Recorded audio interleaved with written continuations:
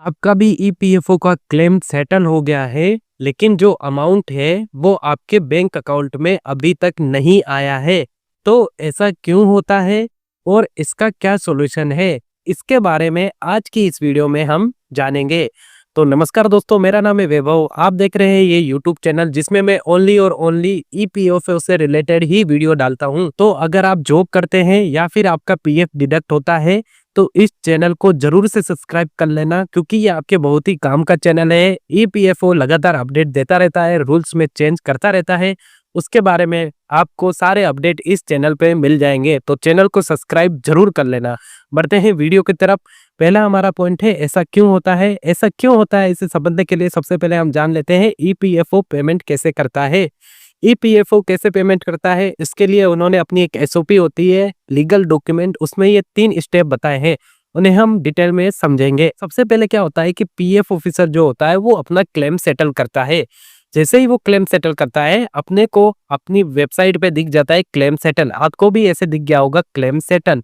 लेकिन उसके बाद का प्रोसेस और भी होता है। क्लेम सेटल हुआ, आपका जो आगे प्रोसेस है वो अकाउंट्स डिपार्टमेंट में चला जाता है। फिर अकाउंट्स डिपार्टमेंट क्या करता है, पूरे उस दिन में जितने भी क्लेम सेटल हुए हैं सबका एक साथ चेक बनाता है। जैसे आपका फॉर्म 31 है, तो उस ऑफिस में जितने भी 31 पास हुए हैं उन सबका एक साथ चेक बनाता है। अमाउंट होता है वो एक साथ भरता है।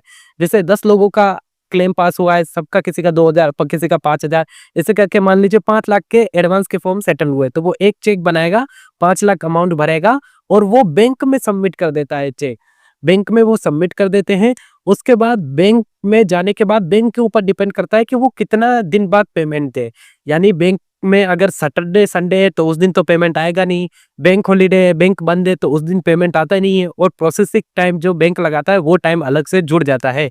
इस वजह से जो आपका चेक है जो बैंक में पीएफ ऑफिस जमा कराता है और बैंक आपका अमाउंट आपको दे देता है, इस प्रोसेस में करीब 3 से 7 दिन लग जाते हैं। ये पूरा प्रोसेस होता है। उनके मन में एक क्वेश्चन आया होगा, जब पीएफ ऑफिस एक साथ बैंक को चेक दे देता है तो उसे कैसे पता चलता है किसको कितना अमाउंट देना है। इसका सॉल्यूशन ये होता है, ईपीएफओ का एक सॉफ्टवेयर होता है, वो पेन ड्राइव में देते हैं, भर के सॉफ्टवेयर में फिल करके देते हैं कि कितना कितना अमाउंट सेटल हुआ है। बस वो बैंक को दे देते हैं, उसमें सारा डाटा होता है, बैंक उसी के आधार पर आपका अमाउंट दे देता है। ये थी एडिशनल इंफॉर्मेशन। तो मैंने आपको बताया कि कुल मिला के 3 से 7 दिन का टाइम लगता है, कभी कभी 10 दिन का भी टाइम लग जाता है।